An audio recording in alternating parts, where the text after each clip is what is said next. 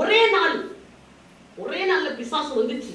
வந்து பிள்ளைகளை 10 பிள்ளைகளை சாவடிச்சது. 10 பிள்ளைகளை சாவடிச்சிருச்சு. ஆடு 1000 ஆடு, 1000 ஒட்டகம், 1000 ஏர்மாடு எல்லாம் போய் செத்துச்சு. வேலைக்காரங்க செத்துட்டாங்க. வீடு இடிஞ்சு ஊந்துடுச்சு. அவ்வளவு பெரிய மாளிகை வீடு எல்லாம் தரமட்டமா போயிடுச்சம்மா.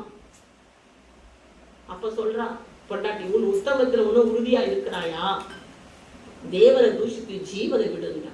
பைத்தியக்காரி, நன்மை பெற்ற நாம் தீமையை பெற வேண்டாமா? இவ்வளவு வருஷமா நன்மை தானே இருந்தோம், தீமையை பெற வேண்டாமா? அப்ப பிசாசு மறுபடியும் வர பத்தியா சோதனை.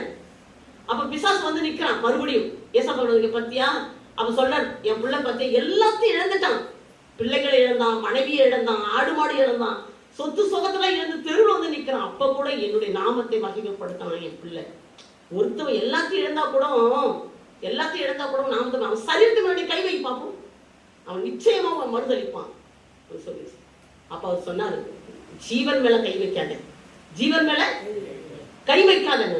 சரீரத்து மேல பிசாசு கை வச்சாமா, உச்சம் தலையிலிருந்து உள்ள காலந்து பற்கள் நிறைந்து டிரெஸ் கூட போட முடியாத தெருவுல போய் மண்ணுல போய் சாம்பல போட்டு பிறண்டு உருண்டு ஓடு வச்சு உரண்ட ஆரம்பிச்சிட்டான். கொடூரமான வழி, கொடூரமான வழி, கொடூரமான வழி. அப்ப கூட மனைவி சொல்றான், இன்னும் உத்தமத்துல உறுதியா இருக்கிறாங்க, தேவனை தூஷித்து ஜீவன உறுதி. அல்லேலூயா. அப்ப அவர் சொன்னார், நன்மையை பெற்ற நாம் தீமையை பெற. அல்லேலூயா. கர்த்தரை மறுதலிக்கவே இல்லை, கர்த்தரை மறுதலிக்க உத்தமத்துல உறுதியா இருந்தார். சோதனை காலம் முடிந்த உடனே இழந்ததை விட்டாரா? திரும்ப 2 மடங்கு கொடுத்தார்.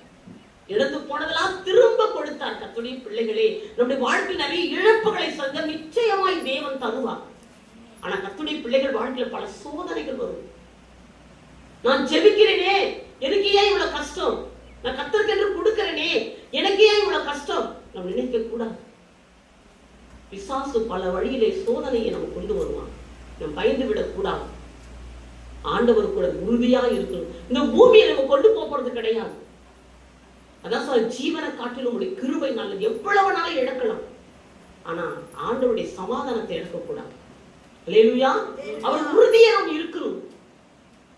உலகத்தால் இருக்கிறவங்க இந்த பூமியில இருக்கிற பொருள் போனோடனே அவங்களும் போயிடுவாங்க. ஏன்னா அவங்க பொருள் மேல ஆசை வச்சுக்கிறாங்க. நம்ம அப்படி கிடையாது. பரலோக ராஜ்யத்துக்கு போக போறோம். கர்த்தருடைய பிள்ளைகள் மிகவும் ஜாக்கிரதையா இருக்கும்.